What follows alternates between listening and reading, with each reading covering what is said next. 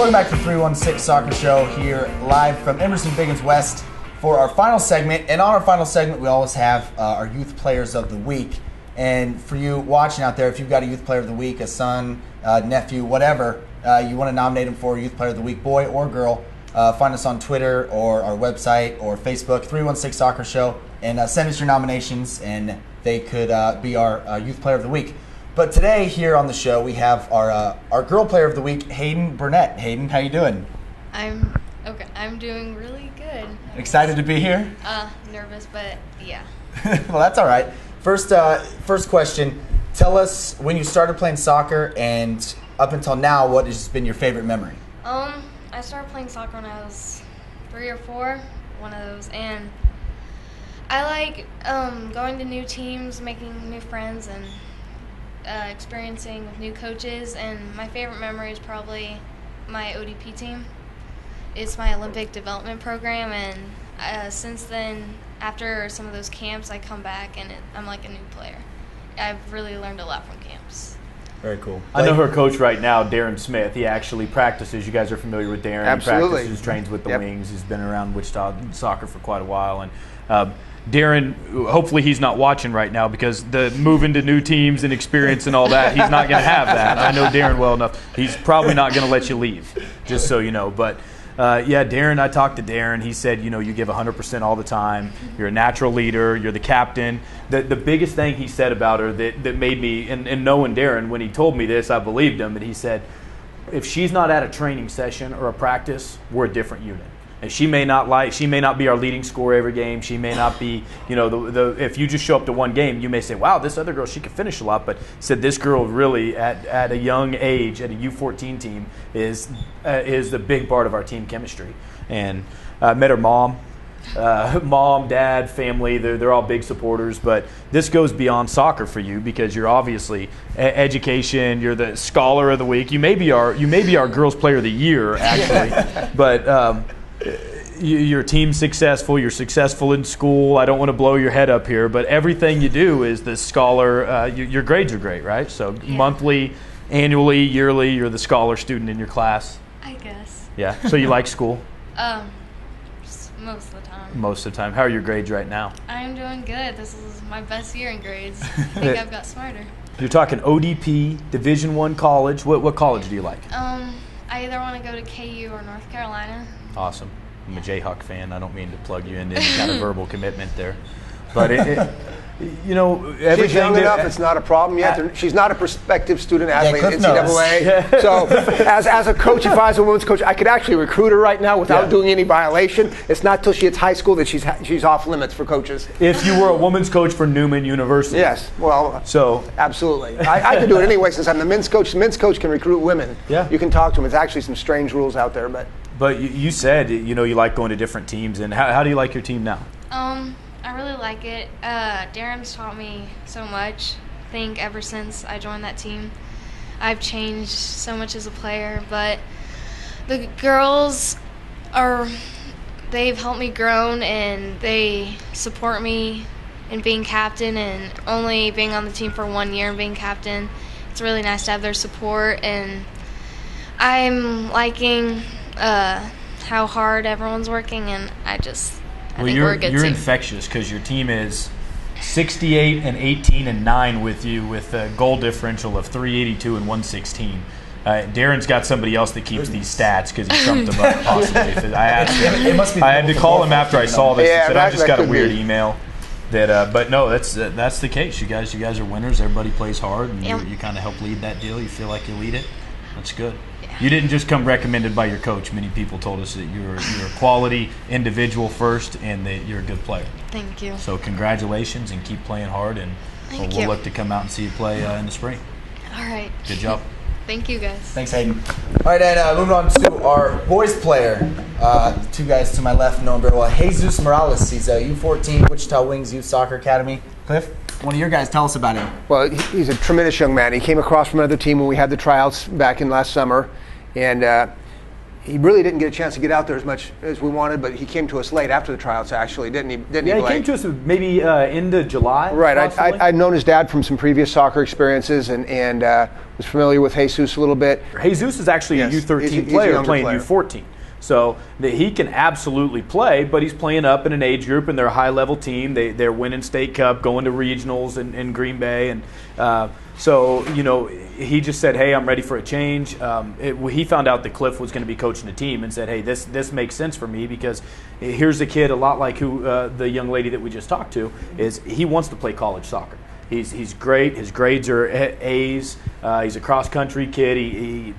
He does every kind of extracurricular activity you could do in school. It's A student, good kid, and that's what he wants to do. He wants to go to college. He wants to play soccer, and he knew that in order to get there, and I know they don't tell you this as much as they've told me, but I know his family real well, and they're a big soccer family. All 4 of their boys and their 1 daughter all play, but they wanted to get in front of a guy that has seen the next level. He knows what the professional level's like. He knows what the college game's like, and they thought that if they could get a kid that has the will and the passion to be there in front with somebody that knows how to get there and has seen that level, then they think that you can help develop him. And let me tell you, he has progressed tremendously. He focuses on the game. He's at every training session. He runs on his own regularly. Cross-country runner, right? Cross-country. But now cross-country season's over. He's still running. Every night after school, he runs a mile to 2 miles on his own minimum. And then does stairs. Gets home, does stairs. Does stairs. Yes. He does stairs at a boxing academy, the Northside Boxing Academy. That's where he goes and trains. And he does a lot of his there. fitness. After he runs his miles, he runs over there, does stairs, runs home.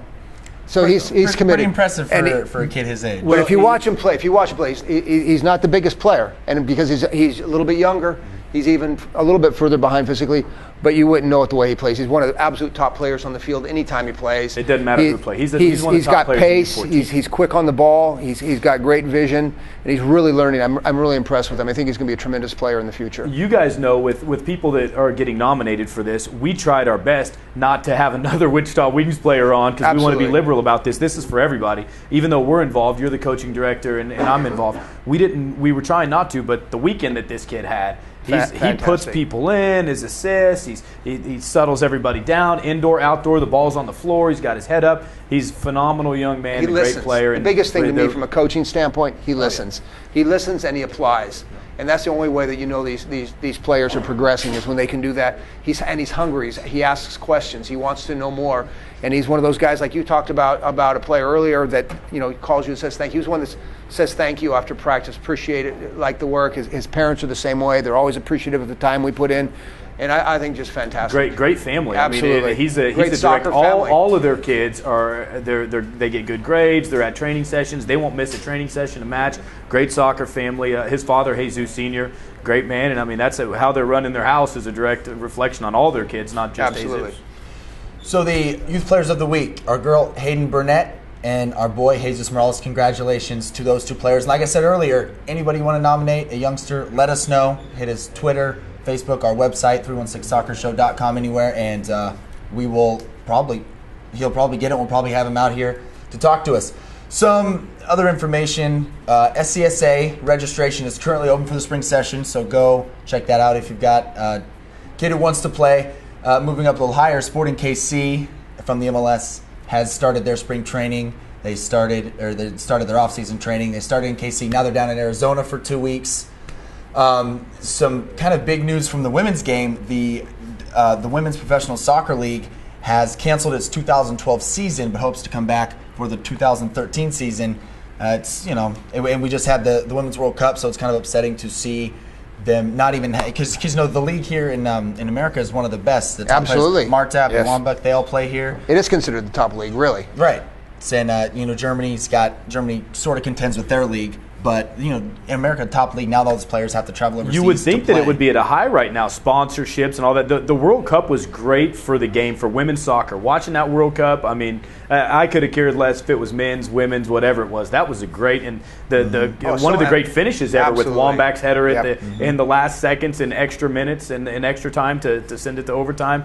unfortunate that we lost in the penalties, obviously, but you take that and look at how the women are playing in qualifying right now. I mean, didn't they win 14-0 the other day? They're blowing through teams. They beat Panama 13-0. And they beat another team 10-0. It wasn't just one team that they were double digit. 6-0 and maybe a 3-0 to finish it up with Costa Rica. Right. So they're right now officially qualified for the Olympics. For the Olympics. But with all that going on, their game right now to me is at a high. I'm more interested in the women's game now than I've ever been, and it is unfortunate to hear that. Moving on to the BPL, the British Premier League, the American players we talked about last time. BPL? Dempsey, Donovan. EPL? It's now the BPL. But Clint Dempsey, first hat trick from an American player in the British Premier League ever. He had one in the FA Cup a while back, but he scored 3 in their 5-2 win against Newcastle at Craven Cottage. You know, he's so successful now. I mean, other teams have looked at him before, the top tier teams, but not as serious as they have now. And he recently came out and said he wants to play in the Champions League. So do we see him making his Fulham exit soon? Well, you have to figure, first of all, he's hungry to move on. They're not going to be able to keep him. Second of all, for his team, for Fulham, that's a big payday for them. They sell him, they'll make some money on him, and that's going to help them a lot. They need to bring in some more players. And so I think heard today they're actually bringing in Pavel Pogrebniak from Russia. So you got to figure he's going to be on his way out. But he's the type of player. He's going to do everything and still play absolutely top of his game. He's by far the best American player, in my opinion, in the game right now. I don't think it's questionable. I've actually been saying that for a couple of years. There's so many in spite of what Donovan has done since he's gone over there, and we're going to talk about that. Yeah, I'm on the other end of that. I love Dempsey, and I just can't.